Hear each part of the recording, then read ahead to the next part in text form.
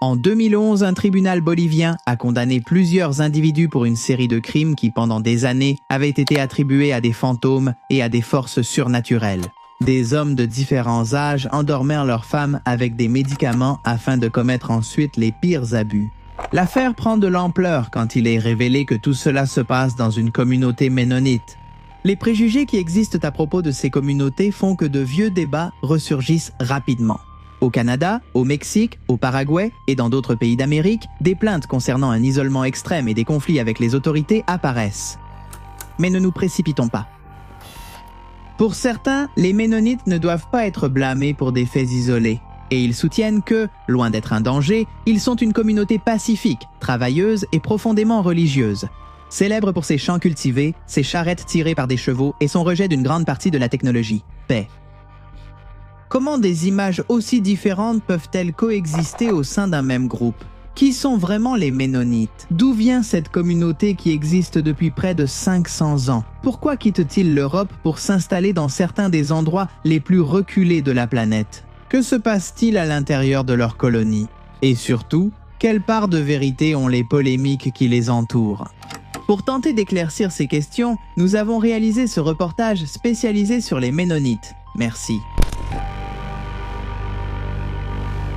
Avant de poursuivre, nous précisons que ces reportages visent à donner un contexte sur les principaux mouvements religieux. Les conclusions, comme toujours, vous appartiennent. Nous lisons vos suggestions concernant d'autres groupes religieux que vous souhaitez voir abordés sur cette chaîne. Nous allons lire tous vos commentaires ci-dessous. Alors je vous invite à écrire vos suggestions ou à partager vos histoires si vous avez vécu dans l'un de ces groupes. Commençons.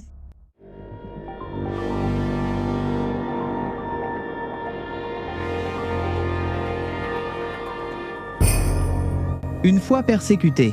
Il est probable que si vous avez déjà entendu parler des Ménonites, la première chose qui vous vient à l'esprit soit des gens qui n'ont pas d'électricité, qui vivent complètement à l'écart du progrès technologique et selon leurs propres règles. Vous pensez sûrement à des hommes qui portent des salopettes, à des femmes en robe longue et à des enfants peu bavards. En réalité, vous n'avez pas tout à fait tort, même s'il vous manque du contexte. Comme c'est souvent le cas dans ce genre de reportage, l'histoire suivante commence par une persécution.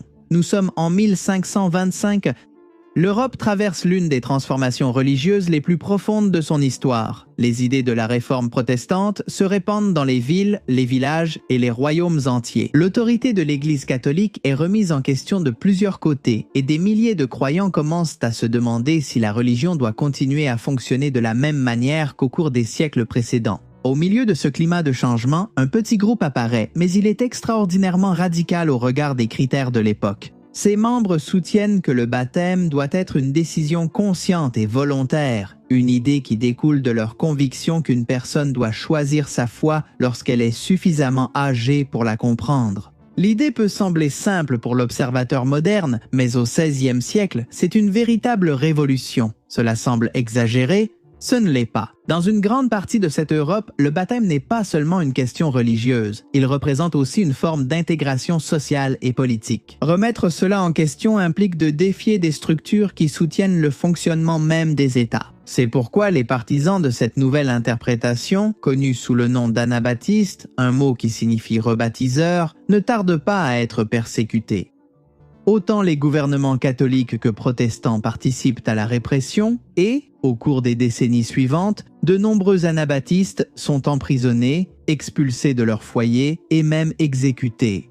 Comme nous l'avons déjà vu dans d'autres de ces rapports, la persécution produit un effet secondaire difficile à prévoir pour les persécuteurs. Ceux qui se sentent exclus s'unissent plus qu'auparavant et l'identité collective se renforce. Il ne faut pas longtemps avant que les communautés commencent à intégrer l'idée de persécution dans leurs récits, générant ainsi l'idée d'un peuple martyr qui doit endurer les difficultés de son environnement pour rester fidèle. Ils n'ont plus seulement une conception impopulaire pour l'époque, mais ils ont désormais un étendard à défendre.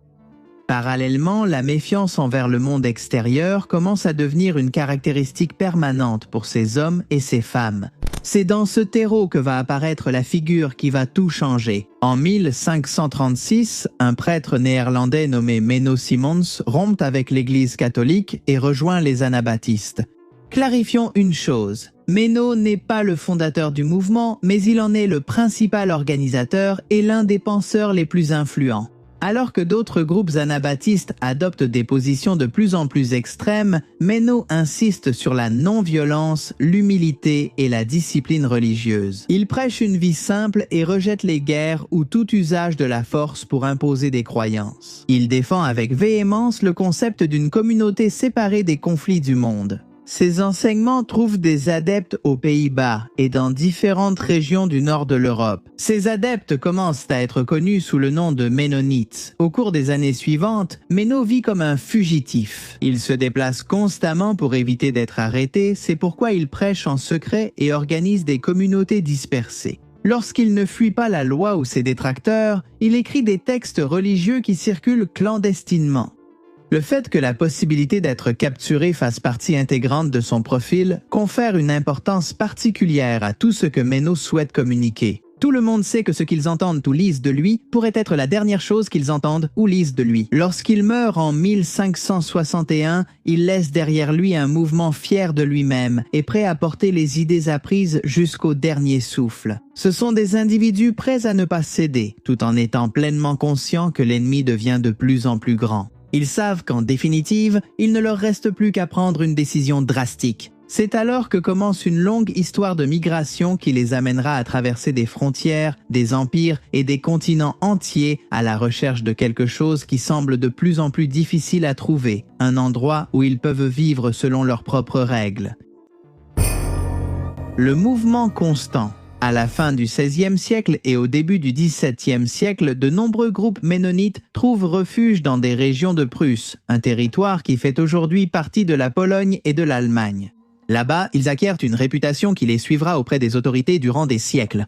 Ce sont des agriculteurs disciplinés, experts dans le travail de la terre et capables de transformer des terrains difficiles en zones productives. Les autorités locales apprécient ces compétences. C'est pourquoi ils obtiennent une certaine marge de manœuvre pour pratiquer leur religion et établir des communautés relativement stables.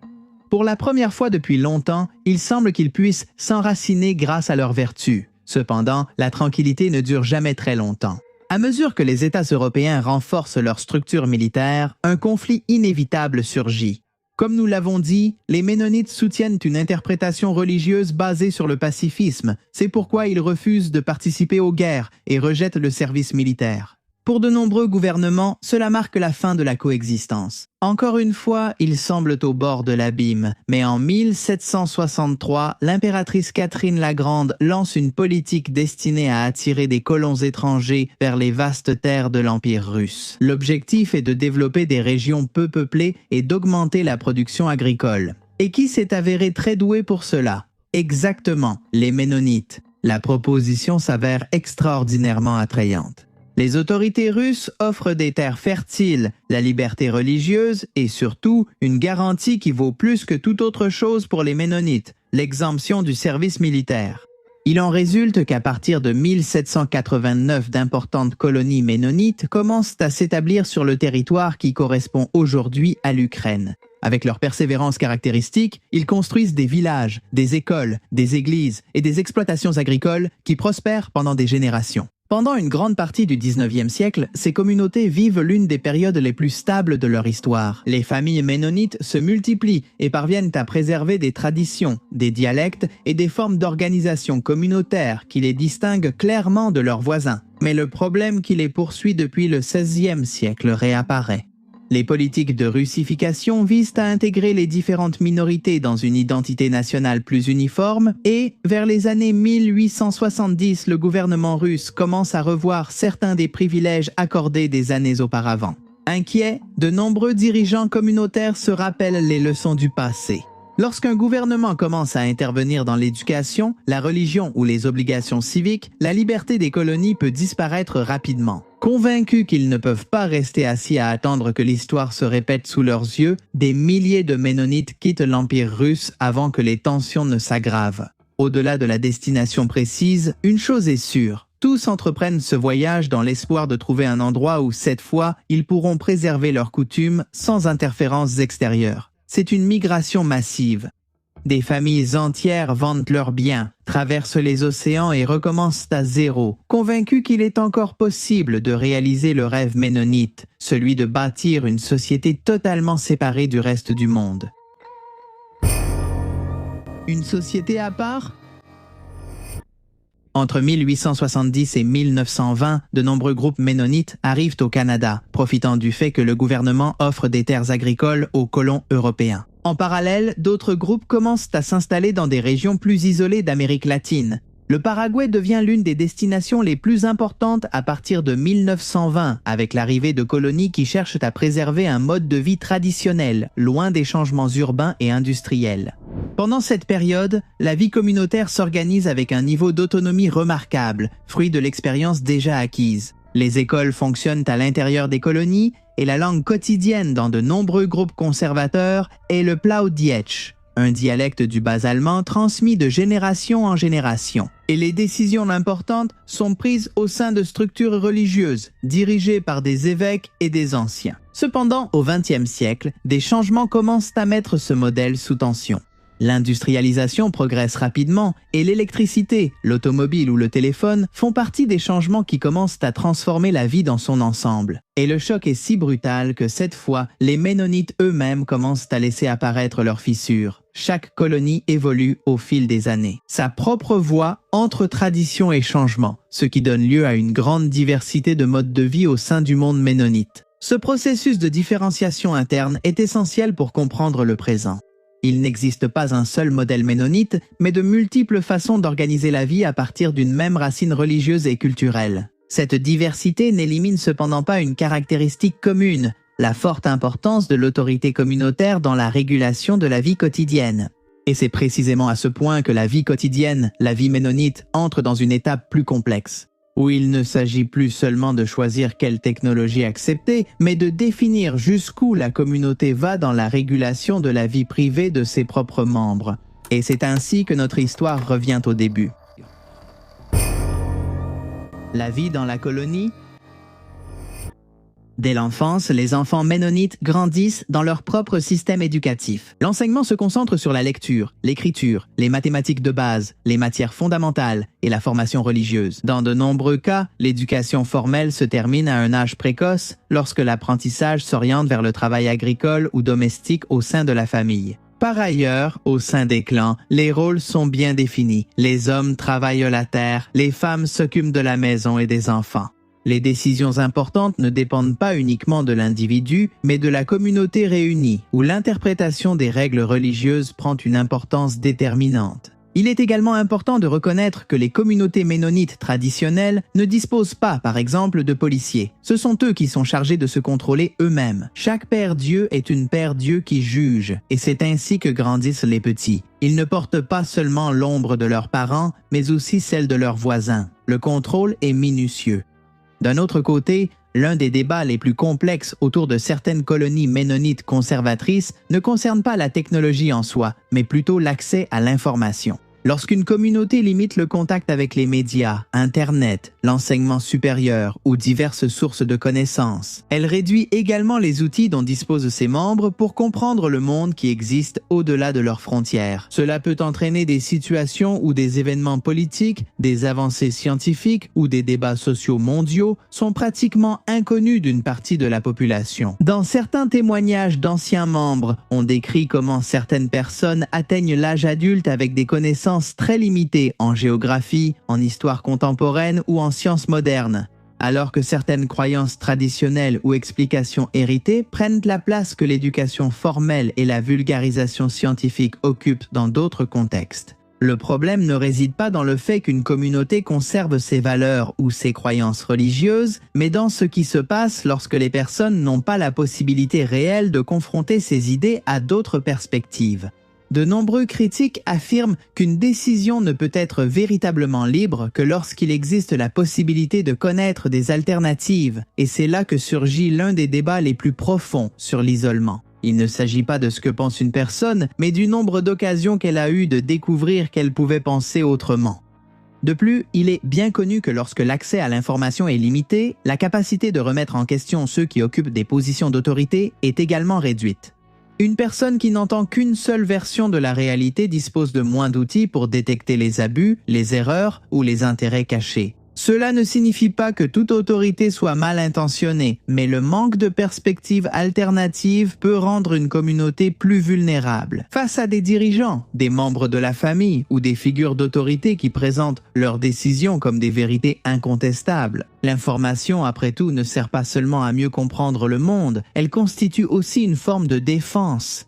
C'est pour toutes ces raisons qu'à la fin du XXe siècle, les structures ménonites commencent à être observées avec plus d'attention depuis l'extérieur. Des chercheurs, des journalistes et des organismes internationaux commencent à s'intéresser à la vie interne de ces communautés, en particulier en ce qui concerne des sujets tels que les droits individuels et l'autorité religieuse. Et c'est dans ce contexte que, dans une région isolée de Bolivie, une série d'événements terrifiants survenus dans la colonie Manitoba commence à gagner en notoriété. Les fantômes de Manitoba. À l'est de la Bolivie, dans une zone agricole difficile d'accès, la colonie Manitoba fonctionne pendant des années comme une communauté ménonite à la structure traditionnelle. Pendant longtemps, de l'extérieur, la colonie est perçue comme faisant partie de cette carte silencieuse de communautés qui habitent les régions rurales d'Amérique latine. Entre 2005 et 2009, des signes commencent à apparaître qui modifient cette perception. Des femmes et des filles de la communauté commencent à raconter des expériences nocturnes qui ne trouvent pas d'explication immédiate dans le cadre quotidien de la colonie. Certaines se réveillent avec des douleurs physiques et d'autres présentent des marques sur le corps. Beaucoup ne gardent pas de souvenirs clairs de ce qui s'est passé pendant la nuit. Au sein de la communauté, ces situations sont d'abord interprétées à travers des catégories religieuses ou spirituelles. Les victimes finissent par être revictimisées, accusées d'avoir été possédées à cause de leur impureté. Au fur et à mesure que les épisodes se répètent, la situation commence à susciter des inquiétudes internes. Le schéma devient trop récurrent pour qu'on puisse encore parler de cas isolés. Cependant, l'accès à l'information extérieure et aux mécanismes formels d'enquête est limité par les conditions géographiques et sociales même de la colonie. Ce n'est qu'autour de l'année 2009 que la situation s'aggrave au point d'impliquer les autorités de l'État. L'enquête policière avance progressivement. Des témoignages, des observations et des reconstitutions des faits commencent à dessiner un scénario différent de celui qui circulait dans les premiers récits. Ce qui avait d'abord été interprété comme un phénomène inexplicable cachait en réalité quelque chose de terrifiant. Des hommes de la communauté rendèrent les femmes et les filles inconscientes en utilisant des gaz à usage vétérinaire. Ils abusaient ensuite d'elles. À partir de cette affaire, l'image extérieure des colonies ménonites commence à se complexifier. Elles sont perçues comme des espaces où peuvent surgir des conflits profonds, difficiles à rendre visibles de l'extérieur.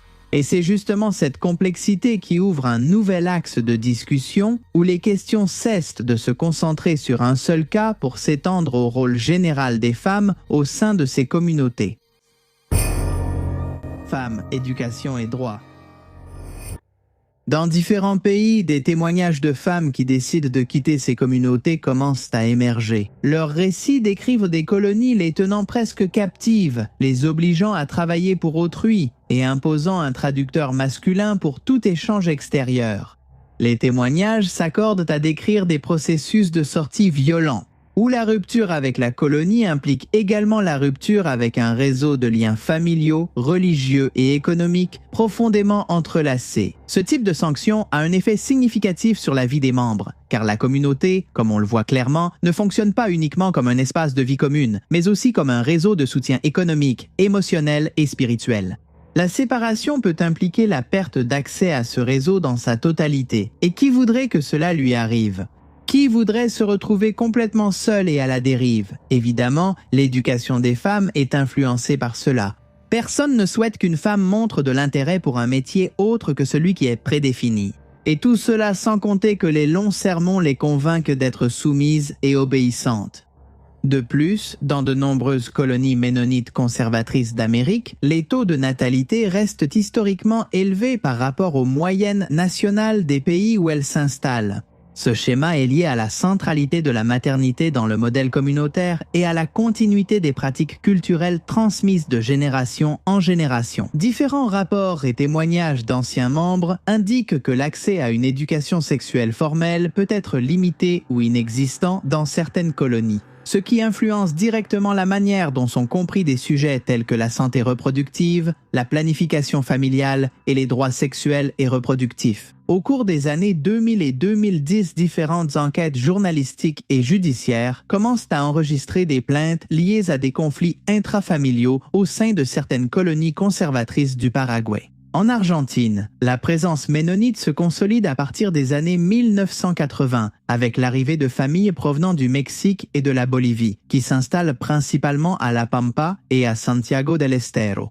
Avec le temps, ces colonies s'étendent et s'intègrent activement au circuit productif agro-industriel du pays. Cependant, au début du XXIe siècle, cette même intégration commence à exposer une série de frictions qui n'appartiennent plus seulement au domaine culturel, mais aussi au domaine judiciaire. L'un des cas les plus visibles de ces dernières années apparaît dans la province de La Pampa, dans la colonie connue sous le nom de la Nueva Esperanza. Là-bas, à partir de 2024 et avec un fort retentissement en 2025 et 2026, des plaintes commencent à circuler de la part de 3 femmes qui quittent la communauté et racontent un parcours de vie marqué par des abus, des restrictions de mobilité et un contrôle social. Dans le processus de sortie, les femmes rencontrent également des difficultés pour récupérer la garde de leurs enfants, qui restent dans la colonie sous la structure familiale et religieuse interne.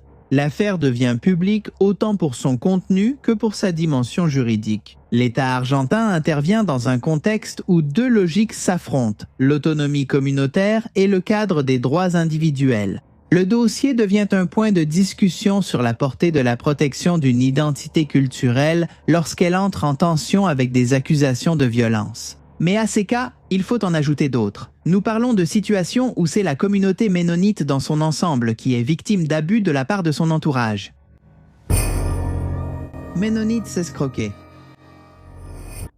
Dans de nombreuses régions d'Amérique latine, les colonies ménonites développent une caractéristique qui les distingue au sein du système économique rural, des niveaux élevés d'organisation interne, une circulation constante de capital productif et des réseaux de confiance très fermés. Cette combinaison qui soutient leur efficacité agricole et industrielle apparaît également comme un facteur récurrent dans une dynamique moins visible mais répétée au fil du temps, l'exposition à des escroqueries et fraudes externes. Au Paraguay, l'un des cas les plus significatifs est enregistré en 2024 lorsque les autorités policières démantèlent un réseau de prétendus intermédiaires qui opéraient avec de faux documents et des promesses d'acquisition de terres de l'État. Le schéma aurait affecté des colons ménonites du département de San Pedro avec un préjudice économique estimé à plus d'1 million de dollars. Oui, statistiquement, les ménonites sont la cible d'escroqueries portant sur des millions et, au fil des décennies, ils doivent faire face à des délinquants qui, habillés en costume et souriant, leur font signer des papiers qui finissent par les endetter à vie.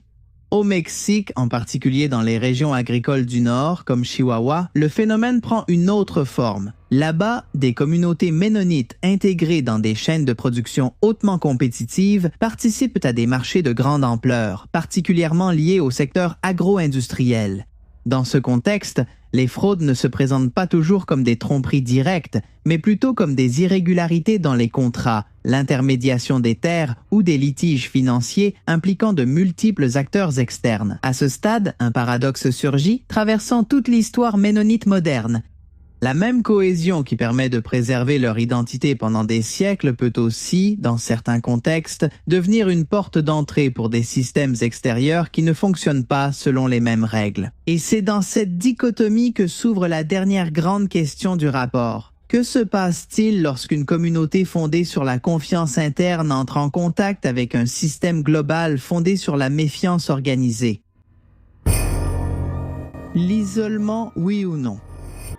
L'une des controverses les plus récentes qui touche certaines colonies ménonites en Amérique latine concerne l'impact environnemental de leur expansion agricole. Ces dernières années, des organisations écologistes, des chercheurs et des communautés indigènes ont dénoncé certaines colonies pour leur participation à des processus de déforestation à grande échelle. En Bolivie, diverses études indiquent que les colonies ménonites sont devenues des acteurs importants de la production d'œufs. et qu'une part significative de la déforestation associée à cette culture au cours des dernières décennies a eu lieu sur des terres exploitées par ces communautés, en particulier à Santa Cruz. Les critiques soulignent souvent une contradiction apparente. Des groupes connus pour leur vie austère et leur rejet de nombreuses technologies modernes mènent en même temps des entreprises agricoles hautement mécanisées qui transforment des écosystèmes entiers.